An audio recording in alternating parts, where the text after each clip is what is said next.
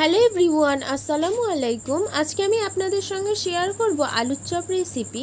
আজকের রেসিপির জন্য প্রথমেই আমি 5 পিস আলু সিদ্ধ করতে দিয়ে দিচ্ছি। অন্যদিকে একটি শুকনো কড়ার মধ্যে 5 পিস শুকনো লঙ্কা ভেজে নিচ্ছি। আলুগুলো সিদ্ধ করে নেওয়া হয়ে গেছে। এখন 5 পিস আলু আমি ভালোভাবে ম্যাশ করে নেব একটি বোলের মধ্যে।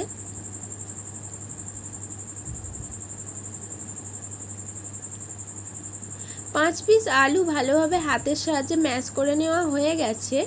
এখন আমি একে একে মশলাগুলো দিয়ে দেব। প্রথমেই দিয়ে দিচ্ছি স্বাদ মতো নুন, তারপরে দিয়ে দিচ্ছি ভাজা শুকনো লঙ্কা, জিরে মরিচের গুঁড়ো আর গরম মশলার গুঁড়ো অল্প একটু।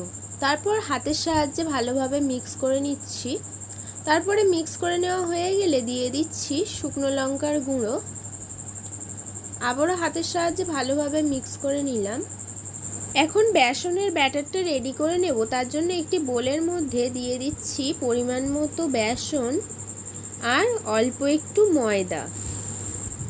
তারপর দিয়ে দিচ্ছি স্বাদ মতো নুন, গুঁড়ো লঙ্কা, হলুদ গুঁড়ো, জিরে মরিচের গুঁড়ো আর গরম মশলার গুঁড়ো। উপকরণগুলো একটু হাতের সাহায্যে মিক্স করে নিচ্ছি। শুকনো উপকরণগুলো ভালোভাবে মিক্স করে নেওয়া হয়ে গেলে এখন অল্প অল্প করে জল অ্যাড করে আমি বেসনের ব্যাটারটা রেডি করে নিচ্ছি।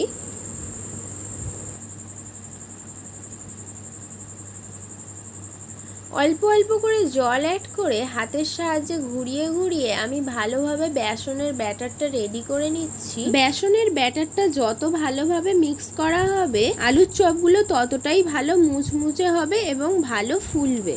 আলুর চপ বানানোর জন্য আলু মাখা আর বেসনের মিশ্রণটা রেডি করে নেওয়া হয়ে গেছে। এখন আমি অল্প একটু আলু মাখা হাতের সাহায্যে গোল করে নিয়ে একটি প্লাস্টিকের ওপর দিয়ে একটা কৌটোর সাহায্যে চেপে আলুর চপ বানানোর জন্য আলু মাখাটা চেপে একটু গোল শেপের করে নিচ্ছি। তারপরে আলুর চপের জন্য তৈরি আলুর মিশ্রণের দুই পাশে শুকনো বেসন কোট করে নিচ্ছি। সমস্ত আলুর মিশ্রণের মধ্যে শুকনো বেসন কোট করে নেওয়া হয়ে গেলে এখন আমি একে একে আলুর চপগুলো বেসনের গোলার মধ্যে ডুবিয়ে গরম তেলের মধ্যে ছেড়ে দেব।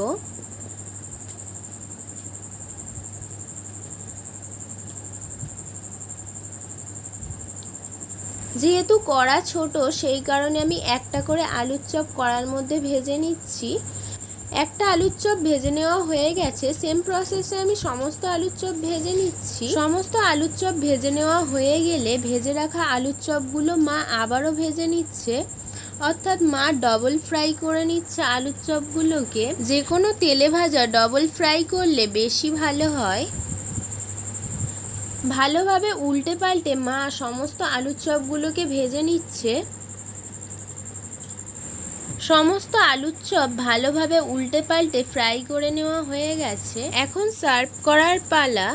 আজকের রেসিপিটা এই পর্যন্তই। আজকের রেসিপিটা ভালো লেগে থাকলে হাবিবার রান্নাবাটি চ্যানেলটিকে সাবস্ক্রাইব করে অল নোটিফিকেশন অন করে রাখবেন। সম্পূর্ণ রেসিপিটা দেখার জন্য ধন্যবাদ।